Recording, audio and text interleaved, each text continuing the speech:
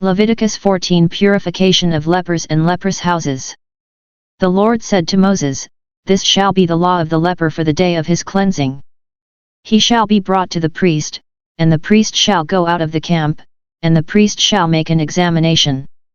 Then, if the leprous disease is healed in the leper, the priest shall command them to take for him who is to be cleansed 2 living clean birds and cedar wood and scarlet stuff and hyssop, and the priest shall command them to kill one of the birds in an earthen vessel over running water.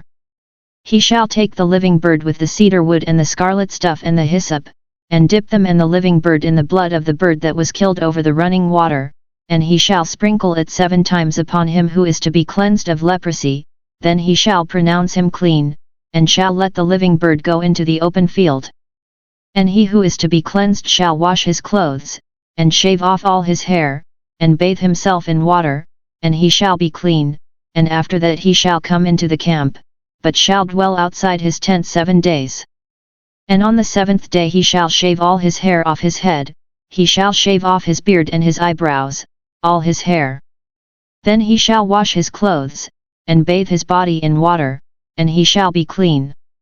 And on the 8th day he shall take 2 male lambs without blemish, and 1 ewe lamb a year old without blemish, and a cereal offering of 3/10 of an ephah of fine flour mixed with oil, and 1 log of oil. And the priest who cleanses him shall set the man who is to be cleansed and these things before the Lord, at the door of the tent of meeting. And the priest shall take 1 of the male lambs, and offer it for a guilt offering, along with the log of oil, and wave them for a wave offering before the Lord, and he shall kill the lamb in the place where they kill the sin offering and the burnt offering, in the holy place, for the guilt offering, like the sin offering, belongs to the priest, it is most holy. The priest shall take some of the blood of the guilt offering, and the priest shall put it on the tip of the right ear of him who is to be cleansed, and on the thumb of his right hand, and on the great toe of his right foot. Then the priest shall take some of the log of oil, and pour it into the palm of his own left hand, and dip his right finger in the oil that is in his left hand, and sprinkle some oil with his finger 7 times before the Lord. And some of the oil that remains in his hand the priest shall put on the tip of the right ear of him who is to be cleansed, and on the thumb of his right hand, and on the great toe of his right foot, upon the blood of the guilt offering, and the rest of the oil that is in the priest's hand he shall put on the head of him who is to be cleansed. Then the priest shall make atonement for him before the Lord.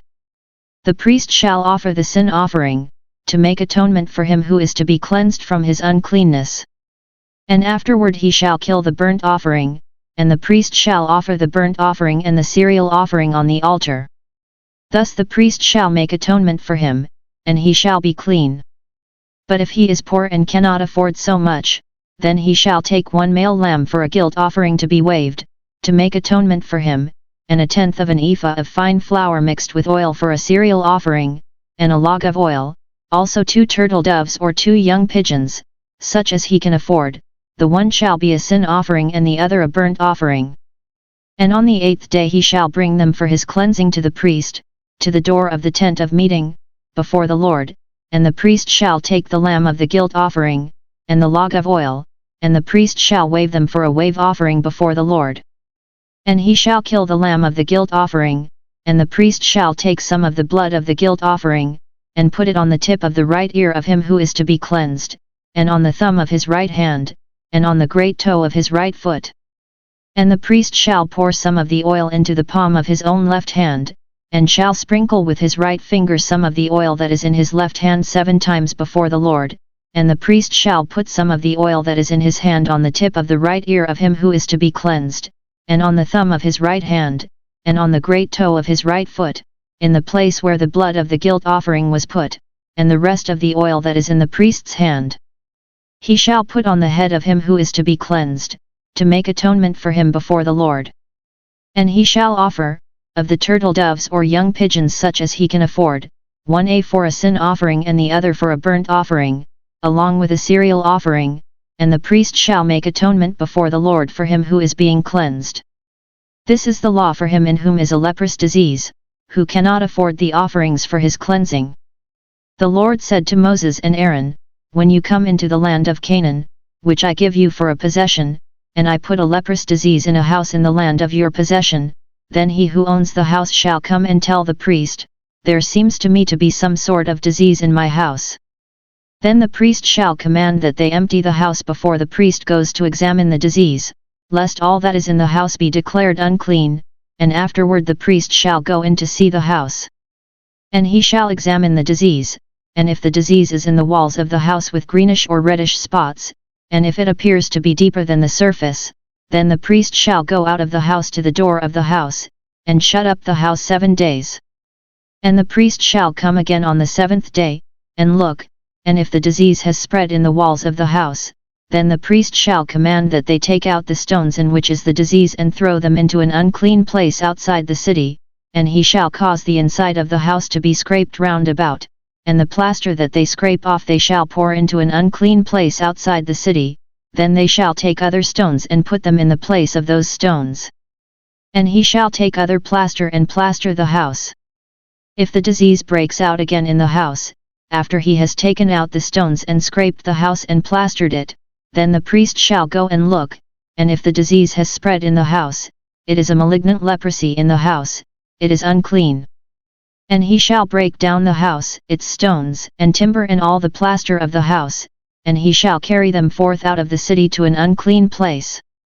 Moreover, he who enters the house while it is shut up shall be unclean until the evening, and he who lies down in the house shall wash his clothes, and he who eats in the house shall wash his clothes. But if the priest comes and makes an examination, and the disease has not spread in the house after the house was plastered, then the priest shall pronounce the house clean, for the disease is healed. And for the cleansing of the house he shall take 2 small birds, with cedar wood and scarlet stuff and hyssop, and shall kill one of the birds in an earthen vessel over running water, and shall take the cedar wood and the hyssop and the scarlet stuff, along with the living bird, and dip them in the blood of the bird that was killed and in the running water, and sprinkle the house 7 times. Thus he shall cleanse the house with the blood of the bird, and with the running water, and with the living bird, and with the cedar wood and hyssop and scarlet stuff, and he shall let the living bird go out of the city into the open field, so he shall make atonement for the house, and it shall be clean. This is the law for any leprous disease, for an itch, for leprosy in a garment or in a house, and for a swelling or an eruption or a spot, to show when it is unclean and when it is clean. This is the law for leprosy. Leviticus 15 concerning bodily discharges. The Lord said to Moses and Aaron, "Say to the people of Israel, when any man has a discharge from his body, his discharge is unclean. And this is the law of his uncleanness for a discharge, whether his body runs with his discharge, or his body is stopped from discharge, it is uncleanness in him. Every bed on which he who has the discharge lies shall be unclean, and everything on which he sits shall be unclean. And anyone who touches his bed shall wash his clothes, and bathe himself in water, and be unclean until the evening. And whoever sits on anything on which he who has the discharge has sat shall wash his clothes, and bathe himself in water, and be unclean until the evening.